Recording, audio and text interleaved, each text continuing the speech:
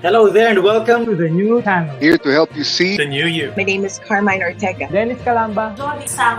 This is Nato Agbayani. My name is Juan Lu. I'm Chino. I'm Trisha. This is Apple Manansala. This is Attorney Carlo Ibanez. This is Attorney Sheila Santiago. This is Angie. This is Argamit. My name is Dante Salama. This is Jesse Francis Rebostillo. I'm Dania Cunha. Mon Mendoza. I am Mapet Erhino. I'm Leo Bryan. Mike. Nice one, dear. Sir Al Ian Barcelona. Marvin Salazar. This is Sunny Haldons. Heidi Lumainos. This is Ivan Jude. Patrick Geronimo. Alan Perez. My name is Erwin Ursua. My name is Bob. My name is Lloyd Luna and this is Future. The Talk. Family Business. The Puppet Stories. Aftershift. PNC Town Hall. YOLO. Marketplace. The Home Buyer. HR Hotline. Danny Art Show. Healthline. Foreign Affairs. COVID stories. Awesome Day Show. Thank you. Money and more. Cybernext. Women at Work. Win Within. Port Project. The Big Picture.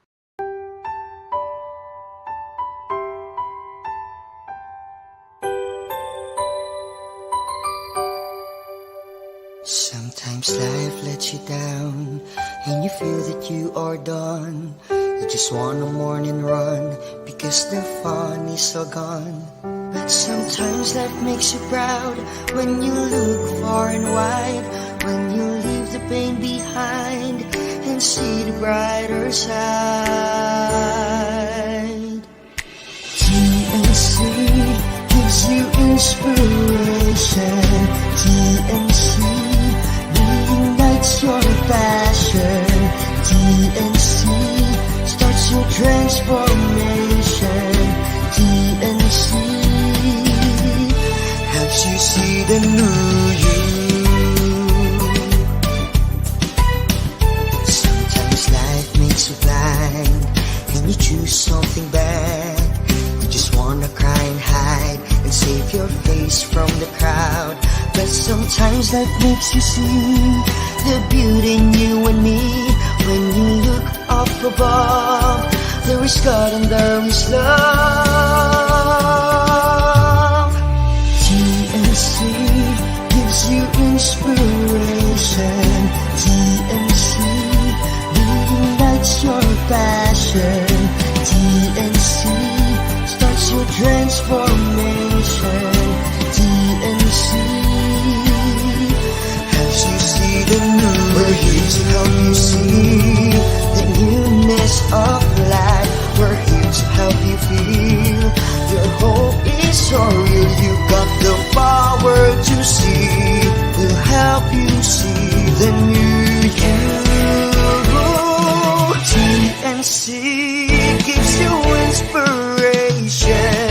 TNC reignites your passion. TNC starts your transformation. TNC helps you see the new you.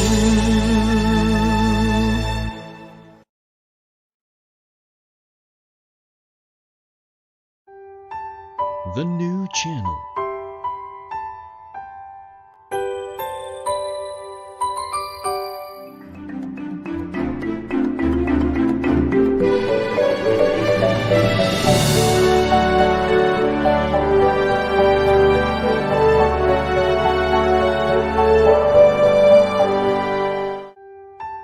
The new channel.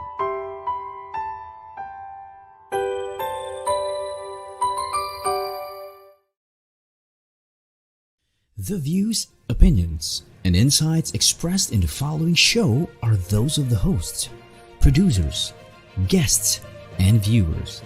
They do not necessarily reflect the position of the channel.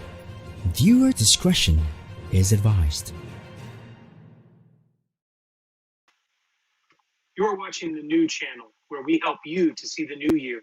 I'm Leo Bryan, and this is Foreign Affairs.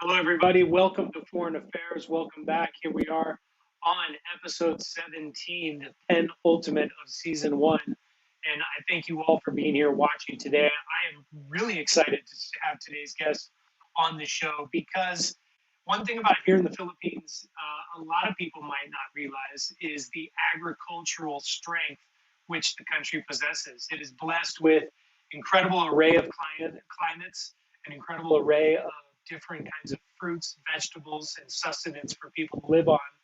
And it might not get all the hype like the music and acting, like the beaches, like the tourism destinations, and other kinds of food that the Philippines is known for.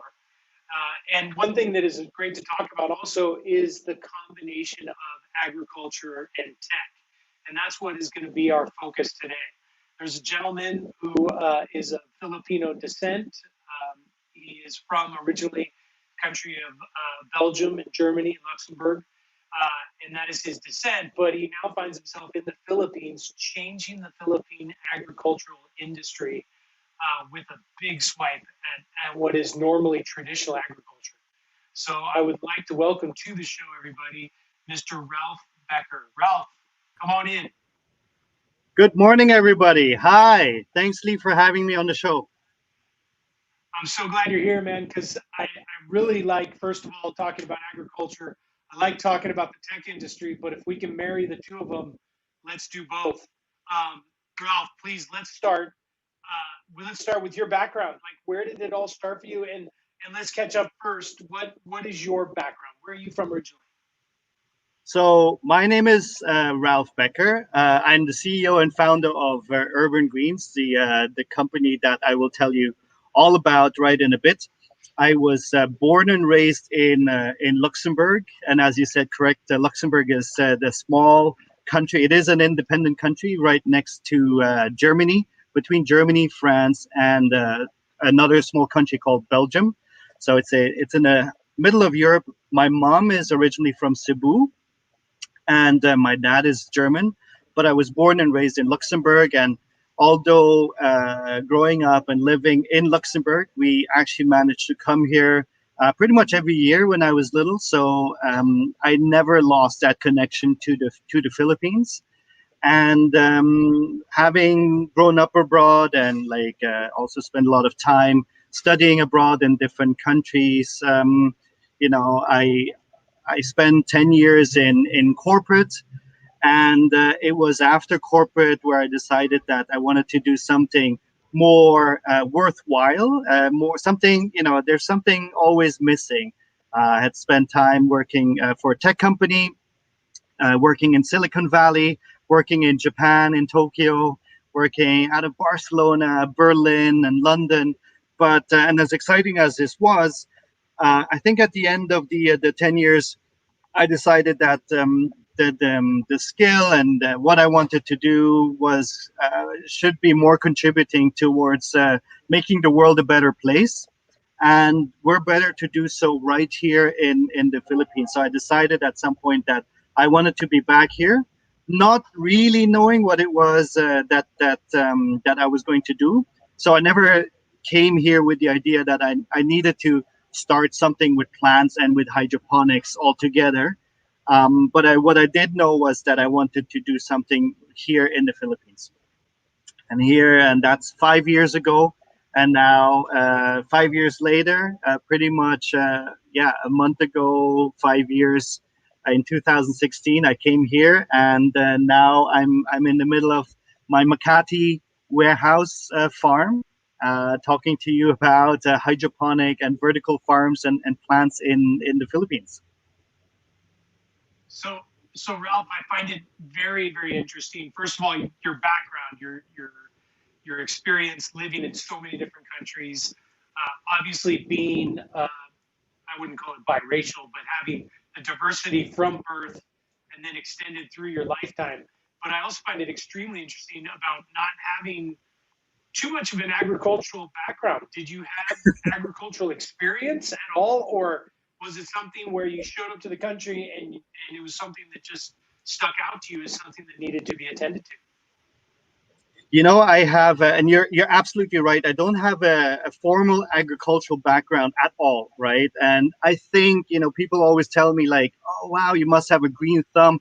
I've probably killed more plants than all of you together on this channel. So don't worry about it. And yet I have a farm like this. But you know, for first of all, I think the person in our family who had the green thumb was my dad, and we always had plants at home, and it was something when we were in Europe and in Luxembourg, we always had plants at home, and I think that this is something that I thought about as I went and traveled to different countries and lived in different countries, and a home would only start being a home when I moved to a new place once I started having like these bigger plants that I was used to here in the Philippines and that we had back home, like palm trees. We had palm trees in the middle of our home in Luxembourg, right?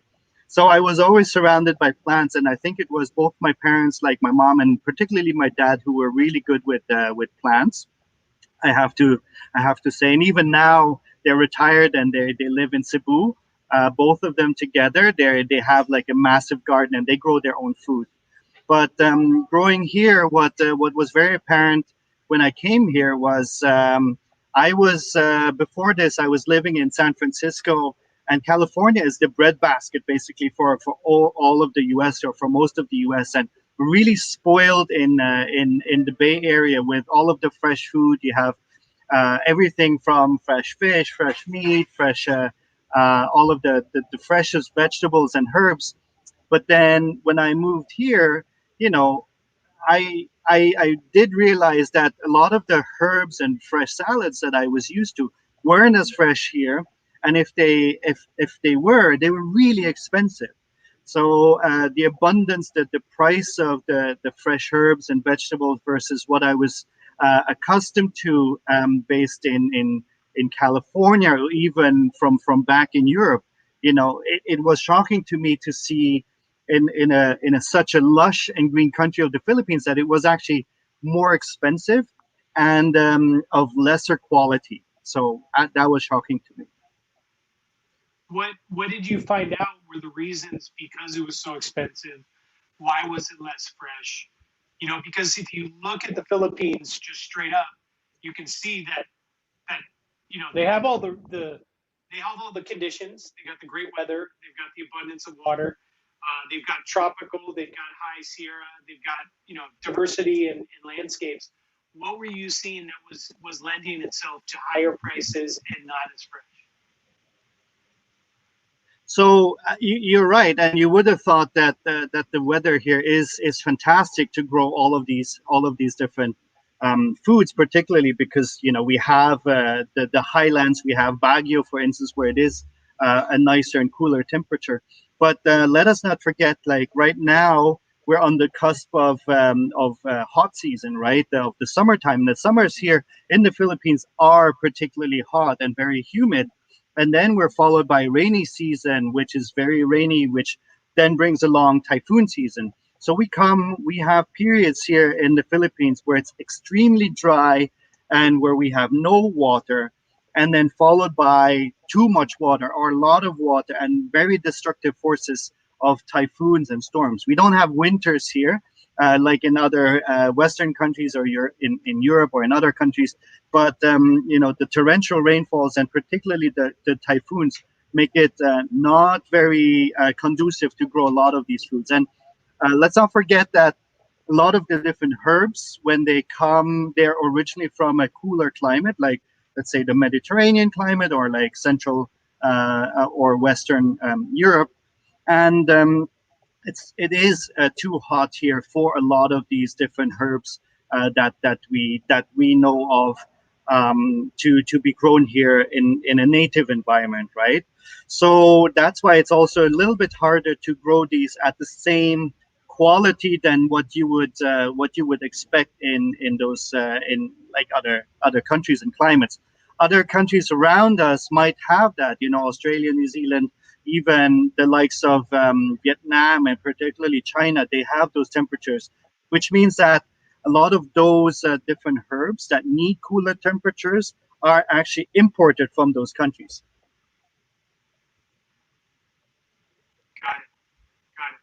And so, please explain. Like having seen what the condition of the market was, and then to creating the company that you have created. Please explain. First of all, tell us the name. Second of all, break down what is the structure and the unique proposition that your company offers. I'm like breaking from saying the name because I want to give you the big moment reveal the name of the company. So your company, explain what the name of it is and exactly what the unique proposition is it offers. All right. So I started this company basically out of when I was living here in Makati in my own condo, and it was purely for selfish reasons that I had noticed, some of the herbs here were very expensive, and I thought to myself, like, I had a little bit of time on my hand when I left my corporate job before, and when I was in my apartment. So I spent a little bit of time researching on YouTube, like everyone else, and I saw all of these hanging farms and indoor farms, and how you could make stuff out of plastic bottles, and that's particularly how it started. I wanted to grow my own herbs at home, so I wouldn't have to pay those expensive prices and be left with that bad quality that I saw in the supermarkets, right? And then when I posted this on social media, a lot of my friends, they were like, "Wow, this is so cool! Can you do this for me as well? Can you build one for me? Can you give me some of that mint, that rosemary, that thyme that you're growing?" Because exactly for those same reasons. So I found that I wasn't the only one who thought that herbs and some of the leafy greens and vegetables here are really expensive in the supermarkets and are maybe of lesser quality.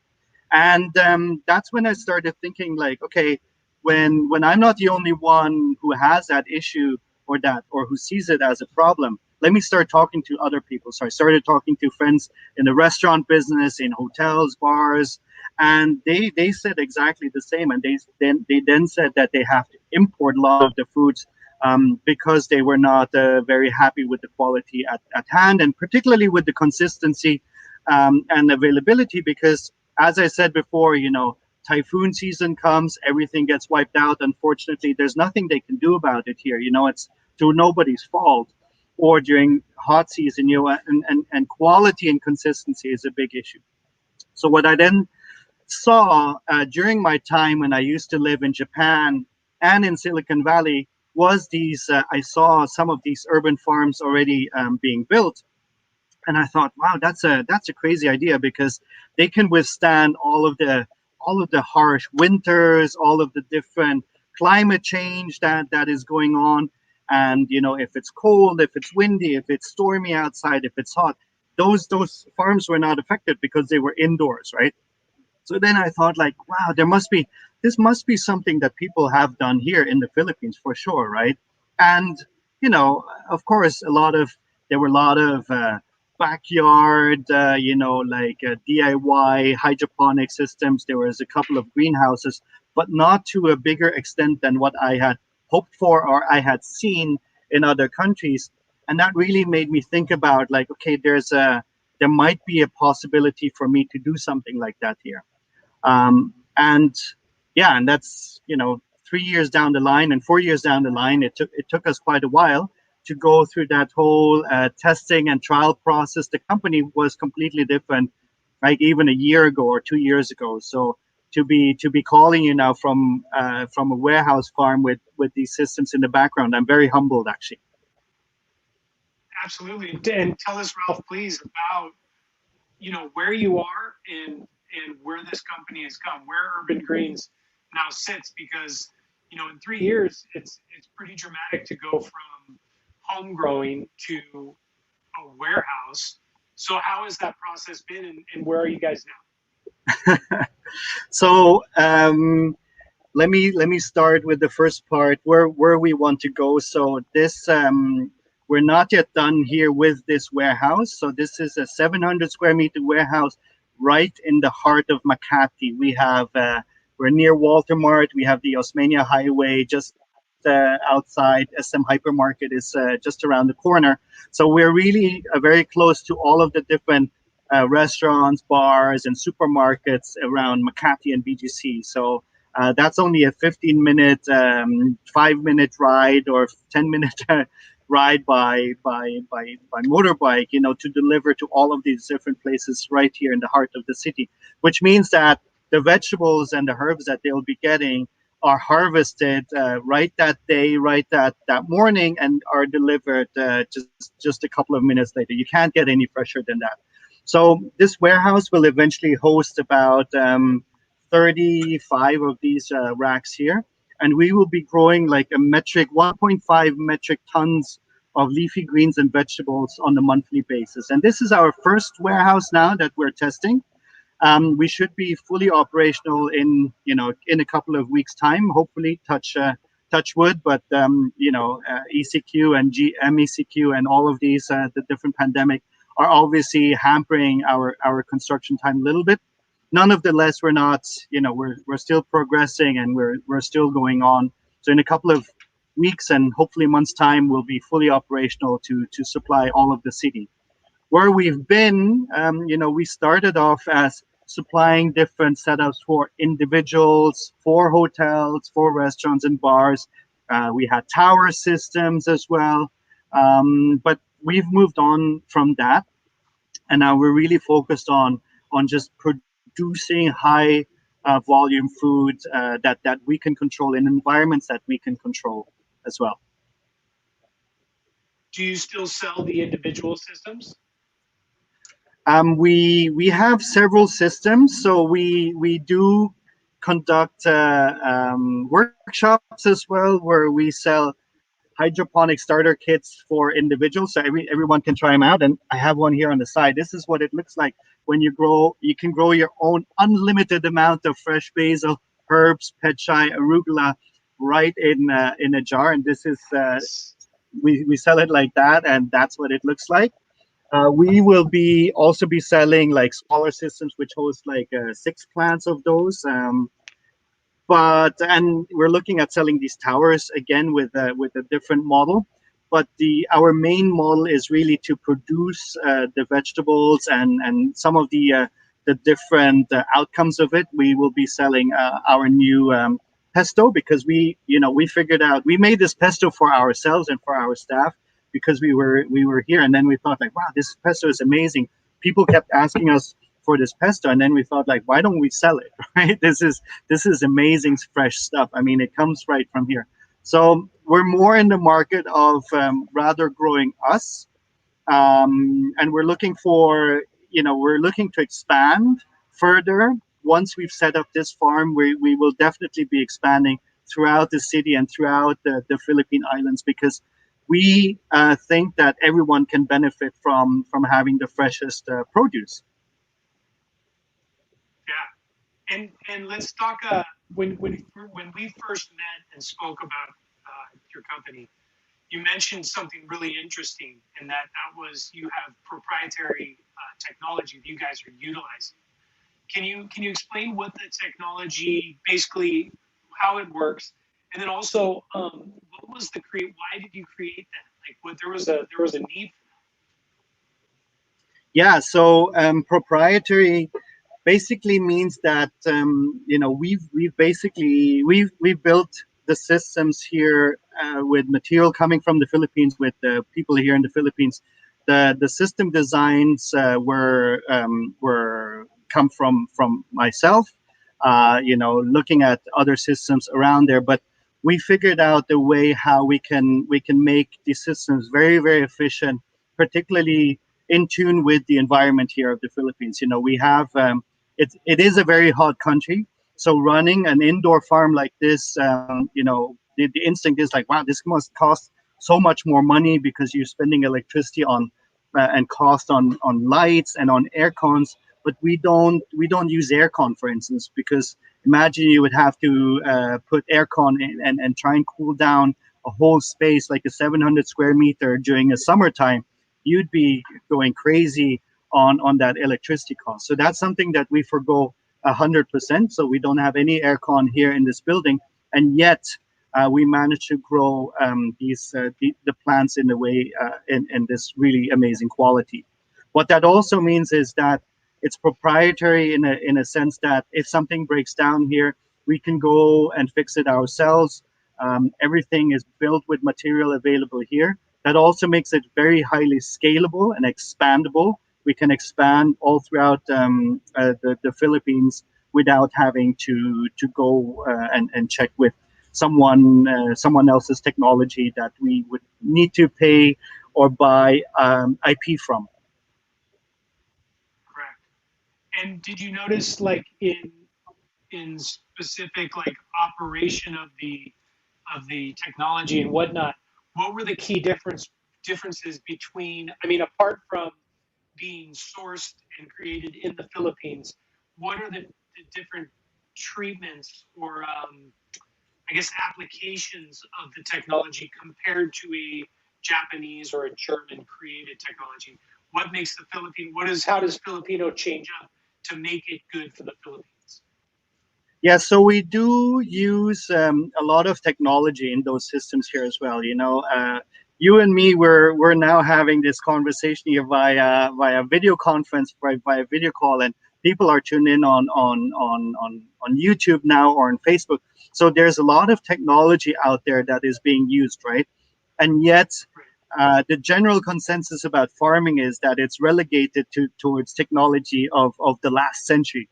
If you go out in the countryside, you still see people tilling the fields with carabaos and tamarows, right? And it's sort of the notion of farming is never one of like high tech and of modern and of prosperity. When you think of farming, it's like the farmers they're working among the hardest of the hardest working people here in the Philippines, and yet they get paid so little money, and that's why the next generation of farming doesn't want to do it, right? So that's why we embrace technology, and we embrace 21st century technology that is readily available out there, and we make it our own and we use it. Versus Japan and let's say Germany or the US, which invest a lot more into technology because their labor cost is high. We do a blend between technology and skilled labor and laborers here in the Philippines. So we see where we can, let's say, be more efficient in terms of costing, where we reduce, let's say, the influx of technology, but where we use high skilled laborers, or we have a lot of very skilled people here in the Philippines and who can help us with this. So whereas you would think like a Japan or a US would fall back to technology to solve, let's say, a problem like with robotics or so. We can have technology assist human skilled labor. And how are people responding so far to the concept? Are people grasping it? Are people rejecting it? Or do you find people are really accepting it? I think the majority, they embrace it.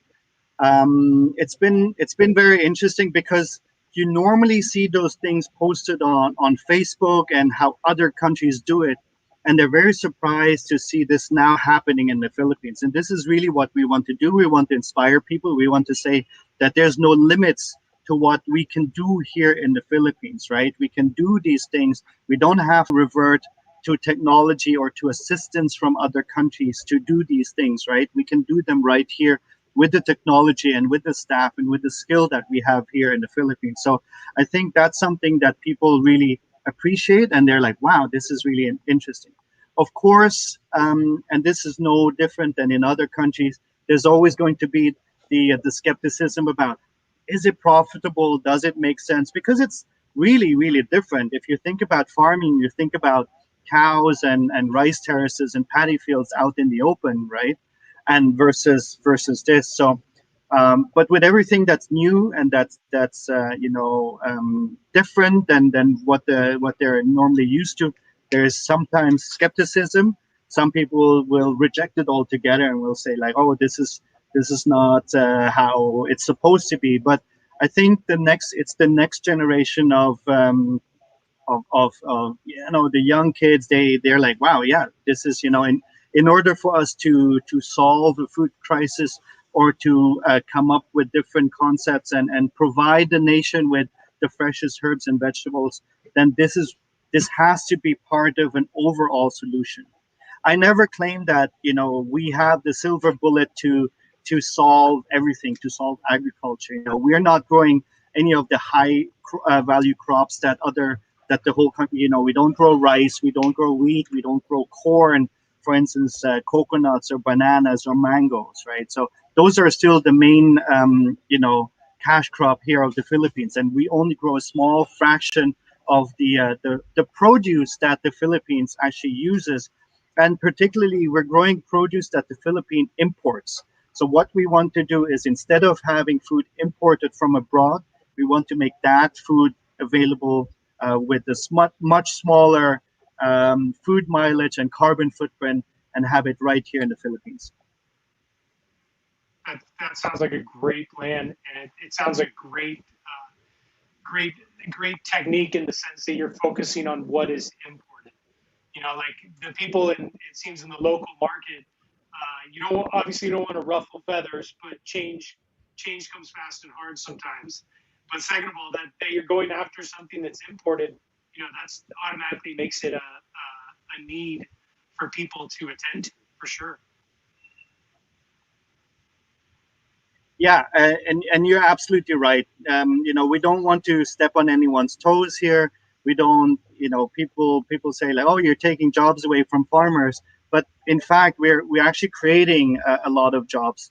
The average age of the farmer here in the Philippines is actually about 60 plus, right? And the next generation of farmers or their kids, they don't want to do this anymore because they see how much hard work it is that their parents have to do with so little money. And there's so many other jobs out there that get you more money for a lot less physical intensive labor. But the nation still needs to eat, right? Where does food come from if we're losing all of these farmers or the next generation of farmers? So the number of farmers has steadily decreased, and because it's so much hard work and it's our farmers are being exploited, a lot of the farms have also been sold, because that was basically a lot of the cash reserves that they had. And those farms, they now get turned into housing estates, into like malls, into parking lots, right? So the Philippines losing farmers, the Philippines losing farm space. And then if we want new farm space, what do we have to do? We have to cut down forests, our lush forest, which is a cultural heritage here of the Philippines. So what we say is like, let's reclaim some of that concrete space right in the heart of the city and turn those into lush green spaces like the ones that we have here. That's well said. If they're going to repurpose farmland for something else, you can repurpose something else for farmland. So that's a great concept and a great focus, Ralph. We're quickly going to take a commercial break, but we're having a great conversation, and we'll be right back here on Foreign Affairs.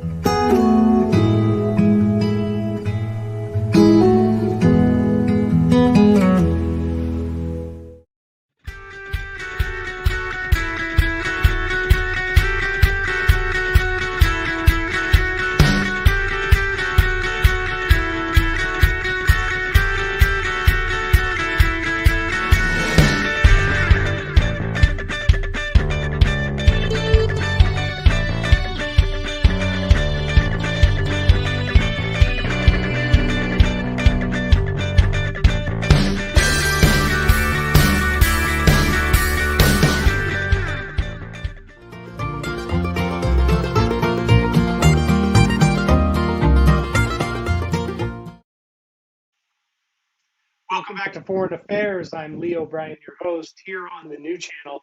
We're having a great conversation with Mr. Ralph Becker from Urban Greens. Just an absolutely great cutting edge concept and a company that's really going to be making some positive change here in the Philippines. And of course, as I said before, you're watching Foreign Affairs here on the new channel. And as I always mentioned, this is one of many shows here on the new channel. The new channel was born during the pandemic last year, during lockdown, as a glimmer of hope that has sprung up out of just being one show and has now grown to over 30 shows that are broadcast on the channel. And there is something just about for any kind of interest, whether you want to talk about law, you want to talk about finances, you want to talk about family, business, makeup, food, you name it, it's here on the new channel. And there's a lot of shows we'd like you to tune into beyond here at Foreign Affairs. The shows that we are offering currently are U-Turn, TNC The Talk, Awesome Day, The Home Buyer, The Puppet Stories, showing on Mondays at 5:30 p.m., The Big Picture, Mondays and Fridays at 7:15 p.m., The Millennial Voice, Mondays at 8:30 p.m., the show you're watching right now, Foreign Affairs, every Tuesday at 10:30 a.m., the show HR Hotline, Tuesdays, Thursdays, and Saturdays at 12 noon, Moving On Business, Well Home, Tuesdays at 5:30 p.m., Mental Shift, Tuesdays and Thursdays, 7:30 p.m. Pacific U.S., Wednesdays and Fridays, 10:30 a.m. Philippines, Money and More, every Tuesday at 8:30 p.m. and 5:30 a.m. U.S., and we've also got Cyber Next, and also check out on our Facebook or YouTube by searching hashtag TNC Now. And you can enjoy these inspiring shows because we made them for you. And we also have other original shows, live or replay, that you can watch, such as Healthline, Couple Goals, Win Within, Wednesdays at 8:30 p.m., Market Leader, the show Yola, Thursdays at 8:30 p.m., Negocio at Home, Fridays at 12 noon, Tech U, TNC Marketplace, which shows Fridays and Saturdays at 5:30 p.m. You can also watch Danny Art Show, After Shift, Women at Work, COVID Stories, The Family Business, Usapan Beauty, and The Fourth Project. You can catch also our TNC specials, One Day, TNC Arena, TNC PressCon, and TNC Town Hall on Saturdays at 7 p.m. Town Hall is hosted by TNC founders Lloyd and Apple. Town Hall is where we talk to you, our valued audience. And there's more upcoming shows, so follow hashtag TNC Now on Facebook and YouTube. Allow your passion to inspire you, and together let us see hashtag see the new you. So I would like to bring Mr. Ralph Becker back onto the show. Ralph, come on out. Hey. Hey.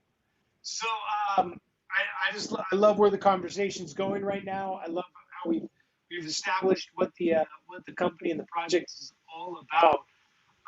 Let's talk about the elephant in the room. You said you started the company 3 years ago. Started from a micro level, doing individual projects and individual setups, and then burgeoning out into a warehouse. And as we all know, last year the pandemic and lockdown hit, and every one of us was affected somehow, some way. So I guess my first question is, the pandemic hits, how did you guys at Urban Greens pivot?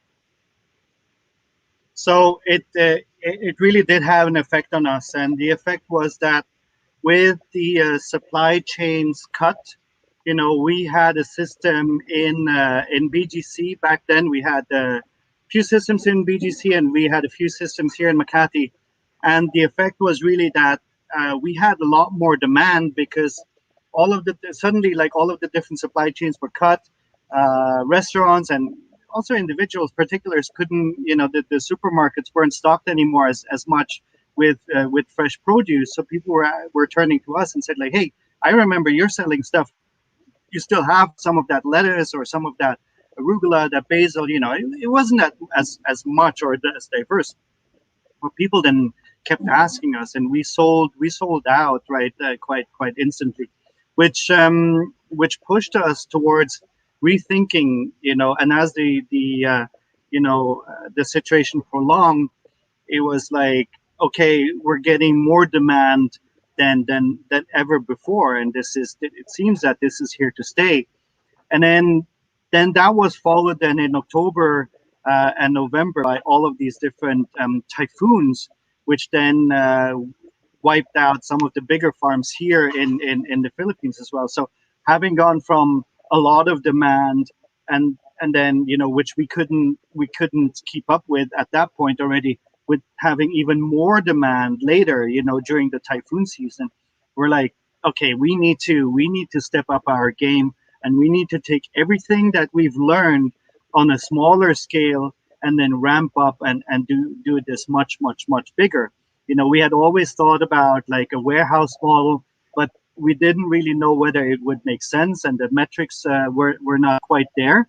But I think that's when it really, you know, it really had to, it pushed us towards this. And, you know, we had we had a bigger team, and some of the team members, they went back to their home provinces. But what happened was that, you know, with a lot of people being out of work, you know, and the very skilled professionals having lost their jobs in one or the other company that they were working with before, they were like, hey, I'm looking for a job, can I come and work you know, with what you do?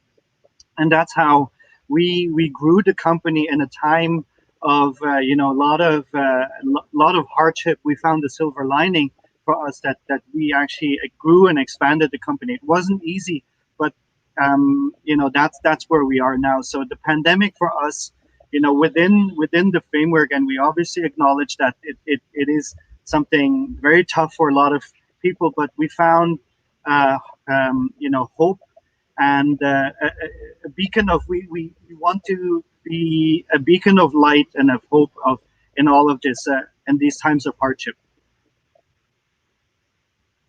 Yeah, it definitely seems like you had you know, a lot of benefit come from the lockdowns and the restrictions. And I find it interesting. Did you notice that you had more, where you pushed more? Was this what pushed you towards becoming mostly a production center, or did you also still receive demand for doing individual setups? A little bit of both, you know, and you know, we also saw an increase in our workshops. We used to do physical workshops where we taught people how to grow, how to do hydroponics at home. And with the pandemic, of course, we couldn't do the physical workshops anymore, but we had more attendees in our online workshops, which was quite interesting, because, you know, a lot of people turned to becoming plantitos, plantitas, and I'm sure everyone there has more plants right now than before the pandemic. I'm absolutely sure about that. Even though you may think that you're killing a few here and there, but the number of people who have engaged with plants, be it for, you know, personal well-being, or just seeing something thrive and grow, or actually thinking about food production and being more self-sustainable and growing their own, you know, turning their backyards, or like their nooks and their corners that they have, into something where they can grow plants. We've had a lot more demand in that. Yeah, it makes sense. I mean, one of the main things in, yeah, everyone became a green thumb over the course of the I mean, you literally hit on, you know, and through your hard work and through a nice positioning of luck, you hit both the green thumb, you know, bonanza, and also, you know, like I noticed on our end, being a food manufacturer, you know, the supply lines from the farms were all held up. So there was a lack of produce coming in, but there was also a huge chance to connect directly with farms. And I ended up, you know, personally telling a personal story, you know, that I ended up connecting with a couple people that were talking and working directly with farms and getting their produce off site and just trying to move it so they could have some kind of sustenance and some kind of income. You know, there were very much silver linings to everything that was happening. Ralph, we're going to take one more commercial break, and then we're going to come off and finish off strong, but we're going to keep this conversation going. I'm liking what we're doing. It's good stuff. We'll be right back to Foreign Affairs here on the new channel.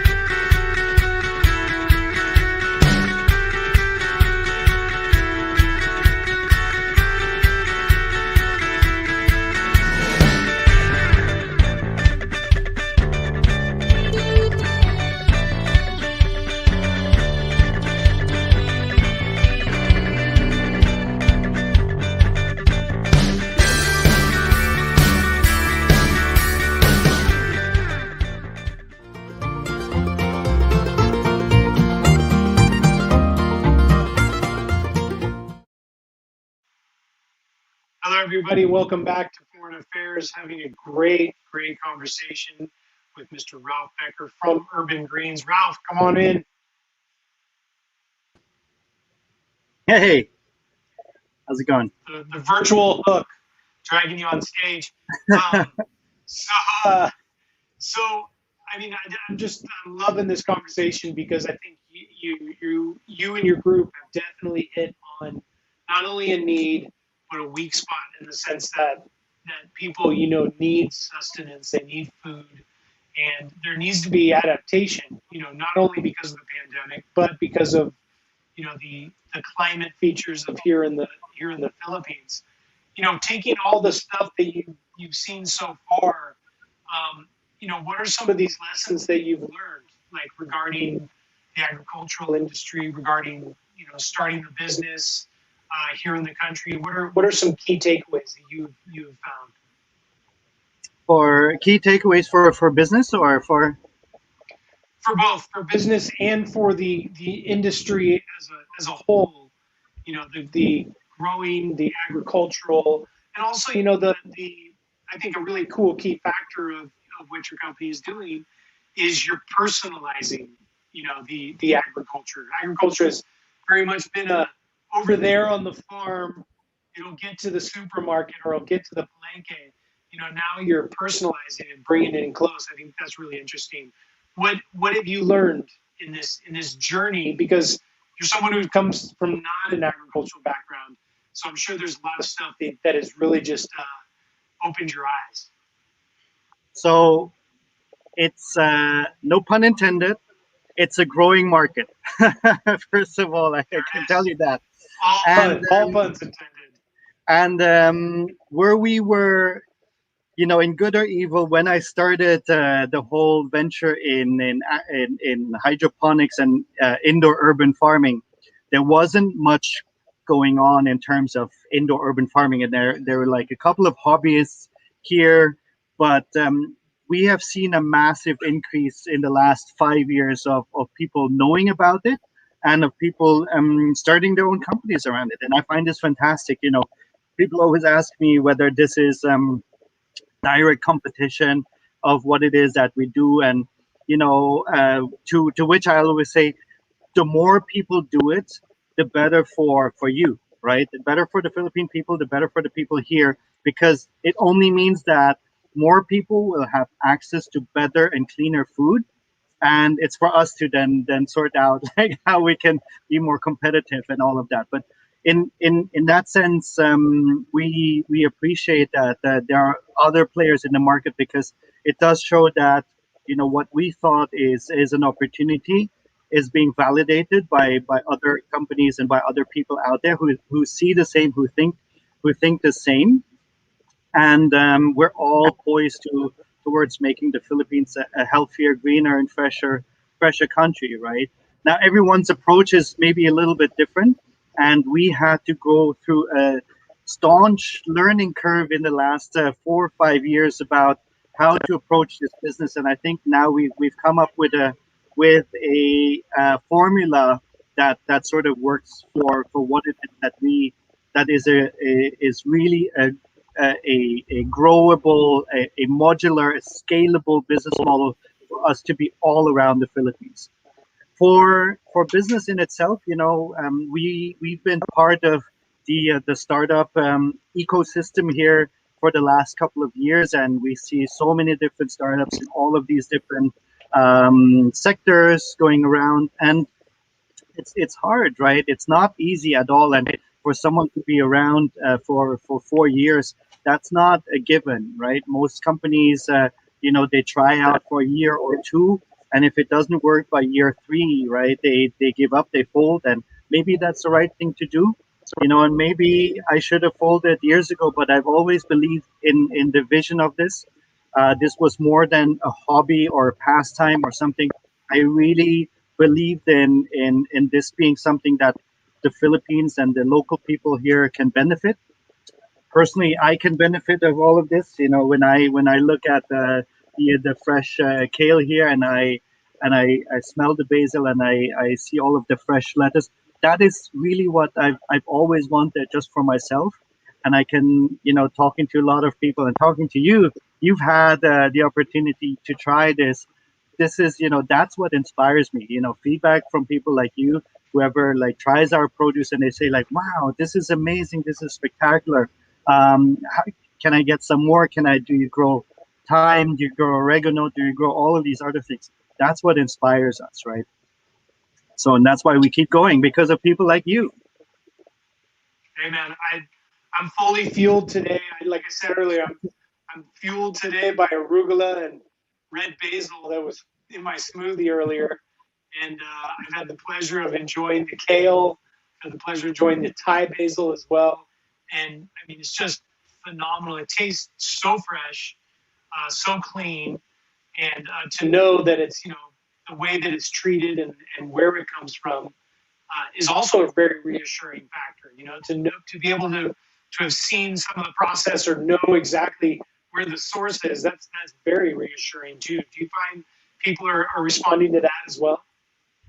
Yeah, absolutely. And it's particularly that because one of the things, one of the upsides of growing indoors is we don't have pests here, which also means that we don't spray our plants with pesticides, and that's why I can just pick a leaf and just go and eat it right away, right?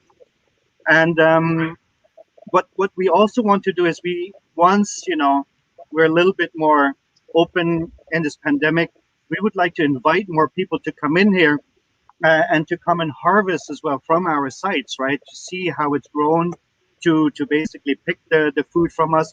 We are looking at creating a little bit of a pop-up cooking event here where you get to harvest your own leafy greens and herbs right there, and then you cook it. We might have a chef, or hey, what about let's do a cooking show together right here from the site, and then we pick right from the shelves, and then make the freshest dishes here. So that really inspires us. The cooking show is absolutely possible, and I see great things for you guys.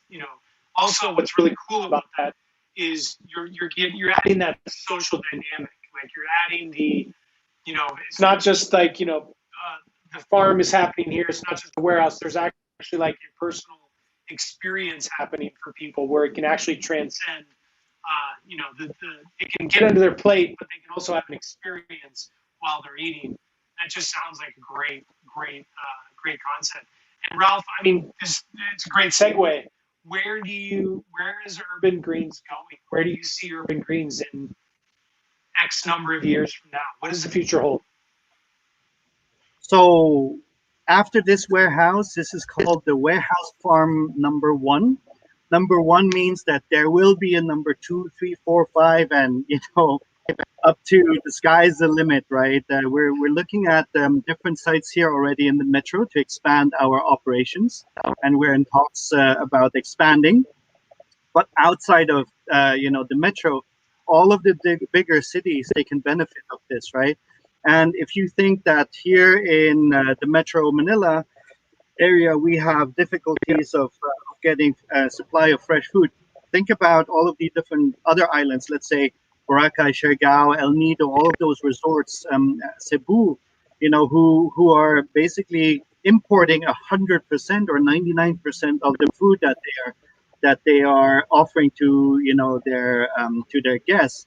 Of course, right now it's a pandemic, but after this pandemic, and certainly before the pandemic, we know that how they operated, and a restaurant or a hotel in Boracay, for instance, or be it in Siargao or in El Nido, they always had to get a lot of their stuff, be it from abroad, be it from the city itself, right?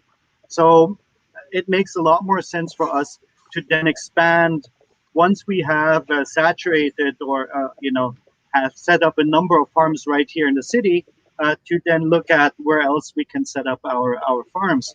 And then setting up a farm in Cebu or in Boracay is operationally very similar to setting it up in a different country outside of the Philippines, and maybe in a neighboring country, maybe Indonesia, Thailand, Vietnam. So instead of those guys coming in and bringing in their technology and selling produce to us, I think it's about time that a Filipino company went out there and set up shop in their countries and brought Filipino technology into those countries. What do you think? Love it. I love the idea, and I love the moxie to say something like that, because it should be happening. And I'm really glad to hear that you guys have an attitude like that. And also, you guys are solving a huge problem. The geography of the Philippines lends it to have so many beautiful islands, but it lends to have so many difficult islands to get to. It's this paradox, continuing in the Filipino paradox, which I think you guys are going to be able to solve. I think let's finish strong, Ralph. I mean, it all sounds amazing, and I can't wait for your guys' success. Please tell everybody how they can reach you, how they can contribute, how they can connect if they want to hook up some veggies or they want to hook up systems. Take the floor, bro. Do the hype. Do the publicity right now. Thank you so much, Lee. And after this pandemic, I will invite you to come in and let's do a cooking show together here. In the meanwhile, you can get hold of us and of me through our social media, which is on Instagram and Facebook. Look us up on Eat Urban Greens. So that's Urban Greens, but Eat Urban Greens, EAT. And we have, you can order all of the different herbs and lettuces and greens from us. Let us also know what you want. So a secret that I will reveal here, and I alluded in one of our social media posts before, is that maybe soon we will be growing strawberries here on site. Imagine strawberries grown right in the heart of the city. That's amazing. Like these big, nice green, red, juicy strawberries. Just fantastic. So follow us on social media. All of the links, how to order, are going to be on there. We have weekly subscription models as well, where if you forget to order on one day and you're like, I forgot, I missed the cutoff date. Don't worry. You can follow a subscription model. Every week you get sent your whole fresh green boxes of herbs and greens. And yeah, what we're looking for is, we're still looking for people to join our company. We're looking for people, collaborators, investors who want to come in on board. So drop us a line. My email address is info@eaturban-greens. You can reach me through there, and I'll reply to all of your emails, or just follow me on social media and hit me up there, and I'll make sure to reply to each one of you. Sounds great. Thank you so much, Ralph. Appreciate your time, appreciate your mission, and appreciate you expounding on what this company is getting after and where you guys are heading. Because I mean, I truly, from the bottom of my heart, man, you guys are seriously presenting a great opportunity for change and for growth in the Philippines. So really appreciate it and appreciate you being on the show today. Thank you for that. Thank you so much. Thank you, Lee. Thank you, TNC, for having me, for hosting me, and yeah, hit me up on social media. Absolutely. I can't wait to get my refill off you, man. I'm gonna finish those greens soon. All Appreciate right, it, man. Thank you, Ralph. All the best. Thank you so much. Yeah, it's just I randomly heard about this company middle of last year, and then end of last year started to hear about Ralph and reached out, made contact with them, and I'll tell you, they're doing something positive. They're doing something big. They're doing something so good for so many people, and I think it's just a great time to be hearing about this. And if any of you out there that are watching, have interest in this company, what they're doing, if you have just interest, you just want to pick up some greens. As I said before, I've eaten the arugula, I've eaten the kale, I've eaten the two types of the basils, the red and the Thai. They're absolutely delicious, and they're absolutely amazing to eat. And you're going to be helping out the Philippine economy, Philippine society, and just basically able to make a breath of change here in the country for the better. So really happy we could have Ralph on the show today, and it's just been my pleasure to interview him. I thank all of you for watching Foreign Affairs today here on the new channel. Before I leave, of course, a reminder, you guys can all reach me on Instagram or Facebook at Lee O'Brien. And also be sure to check out two of our cooking and food businesses. We've got Poke Lee Cooking on YouTube and at Poke Lee Cooking on both Facebook and Instagram. We've got all kinds of Filipino classics, Filipino recipes, easy to cook, fun to cook, and sobrang masarap. And then, of course, check out our food products at Poke Lee Food Products, at Poke Lee Food Products on Instagram and Facebook, or go right onto our website, www.pokeleefoods.com, and order directly on the site. For those of you abroad that are watching, we are coming for you. Please have a little patience. Please give it a little time, but we're laying the groundwork. We're going to be coming your way probably by the beginning of next year, end of this year. That is the goal. So we will get there. But for those of you in the Philippines, we can deliver anywhere you are. So any one of the 7,000 islands, we can deliver our food to you. So we hope you can order some today. Thanks again for watching Foreign Affairs. I'm Lee O'Brien, your host here on the new channel. Have a great day, everybody.